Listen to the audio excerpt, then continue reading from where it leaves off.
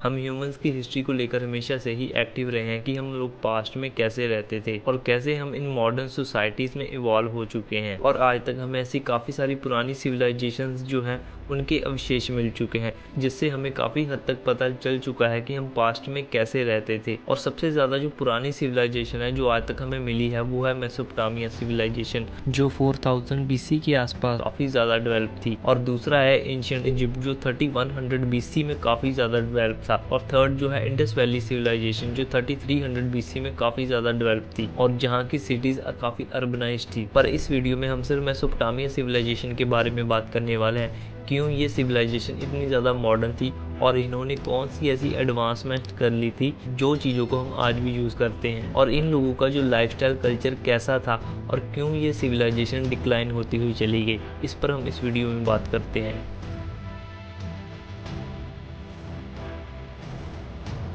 और जो मेसोपोटामिया वो एक एंशिएंट रीजन है जो इराक, सीरिया और कुवैत में फैला हुआ है। मेसोपोटामिया जो है वो एक ग्रीक वर्ड है जिसका मतलब होता है बिटवीन टू रिवर्स। और ये जो रीजन है टू रिवर्स के बीच है, टिग्रिस रिवर और यूफ्रेटिस रिवर। और इस सिविलाइजेशन के जो अवशेष है वो हमें 9वीं सेंचुरी में मिलते हैं। और 9वीं सेंचुरी से पहले ये सिविलाइजेशन यूरोपियंस के लिए काफ़ी ज़्यादा इंपॉर्टेंट थी, क्योंकि इस सिविलाइजेशन का जो जिक्र है बाइबल में कई बार किया गया है, क्योंकि यूरोपियंस मानते थे वो डिसेंडेंट्स हैं इन सिविलाइजेशंस के। बाइबल को पहले एक तरह के फिक्शनल कहानियों की बुक की तरह से देखा जाता था। और दूसरा इससे ये पता चलता है जो ज़्यादातर चीज़ें बाइबल में लिखी गई हैं वो लोगों की एक्चुअल हिस्ट्री है और जो स्टोरी उस टाइम पे लोगों ने मेटाफोरिकल वे में लिखी हुई हैं। इस मेसोपोटामिया रीजन में जो लोग पहले आए थे उनको सुमेरियंस कहते हैं। और ये सिविलाइजेशन अपने टाइम की इतनी ज़्यादा एडवांस सिविलाइजेशन थी, इन्होंने एग्रीकल्चर, लॉ, मैथमेटिक्स और जो एस्ट्रोनॉमी की खोज है वो इसी जगह पर हुई थी। और इस रीजन में सबसे ज़्यादा जो बड़ी सिटी थी वो बेबीलोन, अशुर, अकड़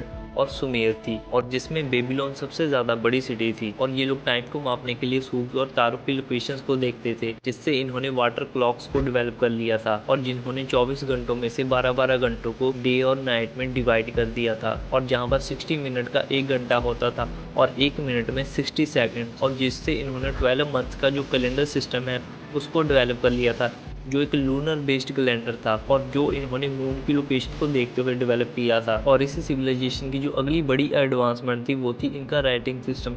इस टाइम पे जो पेपर की खोज है वो नहीं हुई थी, ये लोग लिखने के लिए क्ले टैबलेट्स का यूज़ करते थे, बेसिकली जो मिट्टी की ईंटें हैं उन पर ये लिखा करते थे। और सबसे ज़्यादा जो हमें पुरानी राइटिंग्स मिली हैं वो इसी सिविलाइजेशंस में मिली हैं। पहले ये लोग इन टैबलेट्स पर लिखने के लिए आइडोग्राम्स का यूज़ करते थे, बेसिकली इसमें ये लोग चित्रों का यूज़ करते थे अपनी स्टोरी को कन्वे करने के लिए, और जिसमें से बाद में Sumerian, Akkadian, Amorite, Aramaic language develop हुई थी। और इस अरेमिक लैंग्वेज को आज भी कई जगह पर बोला जाता है। इन टैबलेट्स में ये लोग अपनी history, economic transaction, literature, law और रिलीजियस टेक्स्ट और काफ़ी सारी स्टोरीज को लिखते थे। और जो एपिक ऑफ गिलगमिश की स्टोरी है वो भी इन पर ही लिखी गई थी। 9वीं सेंचुरी में काफ़ी सारे एक्सहिबिशंस करे जा रहे थे इस मेसोपोटामिया सिविलाइजेशन को ढूंढने के लिए, जिसमें आर्कियोलॉजिस्ट को असीरियन एम्पायर की जो कैपिटल थी निनवेया वो इनको मिल जाती है, और जिसको किंग अशुरबैनिपाल 668 बीसी से 627 बीसी तक रूल करते थे। और इन्हें यहाँ पर ह्यूमन हिस्ट्री की सबसे ज़्यादा जो बड़ी एंशिएंट लाइब्रेरी है वो मिलती है,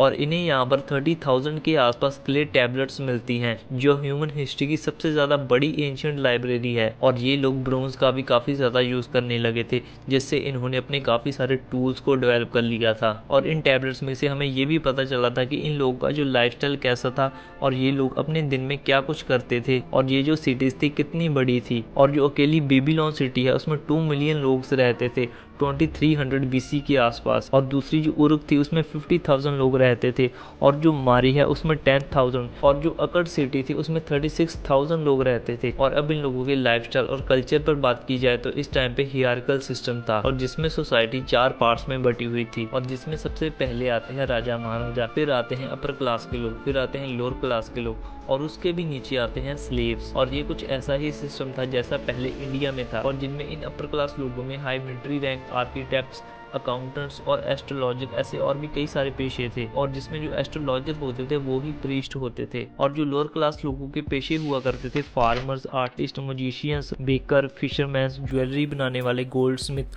और कारपेंटर्स, ऐसे और भी कई सारे पेशे हुआ करते थे। और फिर आते हैं स्लेव्स, जिनके पास खुद का कोई राइट नहीं होता था। और जब दो एम्पायर या दो कंट्रियों में जब युद्ध होता था और जो कंट्री या एम्पायर हार जाती थी, वहां के लोगों को पनिश किया जाता था, और जहाँ जिनके कुछ फैमिली मेंबर्स मारे जाते हैं और उनको स्लेव बना लिया जाता था और उनको बाद में दूसरे रीजन में बेच दिया जाता था, और यहाँ लोग कुछ पैसे के लिए अपने यंग चिल्ड्रंस को बेच देते थे। और इन स्लेव्स के जो ज्यादातर काम होते थे और उनके घर की साफ सफाई या यंगर चिल्ड्रंस की देखभाल। अगर उनके पास कोई स्किल है जैसे घोड़ों की देखभाल करना, आर्टिस्ट या कोई ज्वेलरी बनाना, तो उसके मास्टर उसका पूरा यूज करते थे। ये जो स्लेव ट्रेड था बाद में यूरोप में एक अलग ही लेवल में पहुंच गया था। तो ये मेसोपोटामिया एम्पायर डिक्लाइन होती हुई चलेगी।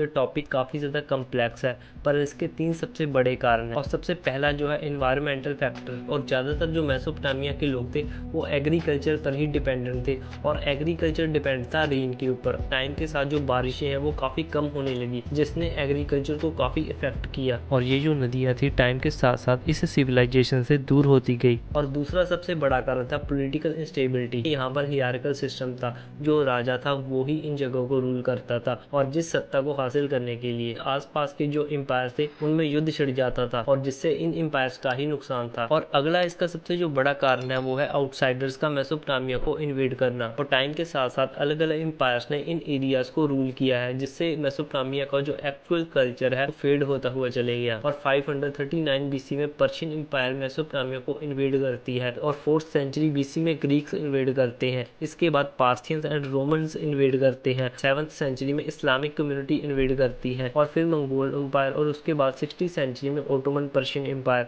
और बाद में ब्रिटिशर्स इन्वेड करते हैं, और जिससे ये जो मेसोपोटामिया सिविलाइजेशन है वो फेड होती गई। अगर आपको वीडियो पसंद आती है तो आप इस वीडियो को लाइक कर सकते हैं। अगर कुछ सजेशन हो तो नीचे कमेंट सेक्शन में लिख सकते हैं, और चैनल को सब्सक्राइब कर सकते हो।